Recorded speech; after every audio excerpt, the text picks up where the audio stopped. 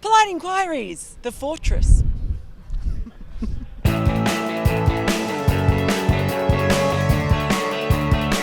Nitin asks, my daughter wants to know, when's George going to ask the questions and Melinda answers? Never, because I'm in charge. G-Sauce asks, 5-0? The horror. It's not looking good, is it? They've got to find a way to get Steve Smith out. I thought Steve Smith really invoked the spirit of his mum's ancestry during this game. Not so much his dad's, which we saw more in Cape Town. Hey, let's cling on to whatever we can. His mum was born in London, for those who don't know. His dad, not so much. Michaela asks, let's face it, if it doesn't swing, we aren't beating Australia. But now we've lost Anderson. Batting looks incredibly flaky as usual. What do we do, George? Really good points in there, actually. It is. Okay, so they were very much hoping the ball would swing, but not too fast, because if it's too fast, the Australian bowlers will do too well. They need the pitches not to be quick, they need them not to turn too much, they need them not to be too slow, though. They might not be quite as good as Australia. Mose Hool asks, Fortress Edgbaston tumbling down like the walls of Jericho. I just been talking to the Edgbaston marketing guys. They're like, as long as we win against Ireland and West Indies next year, we can say 1 loss in 14. This is the whole thing with this episode is clutching. Oh, they liked your answer. You guys.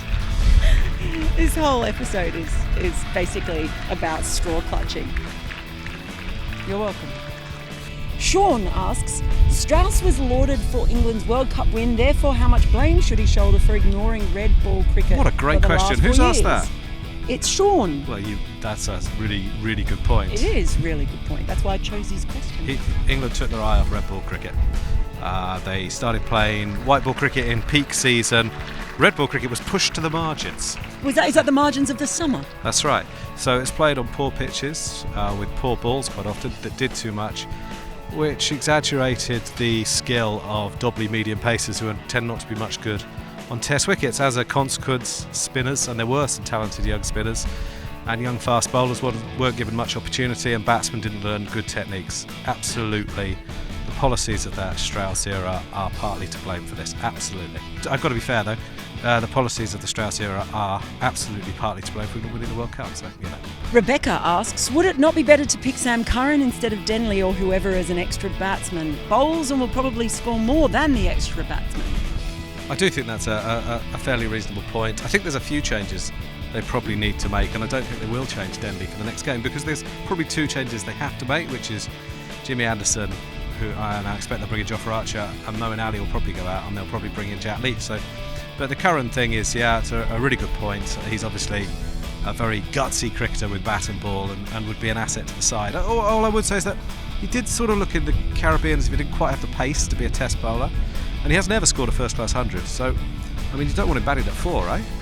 Carla asks, if Moeen was a selector, would he pick himself for the next? These are good questions. I choose good questions. I mean, obviously it's a rhetorical question because we don't know. I think that would be really interesting.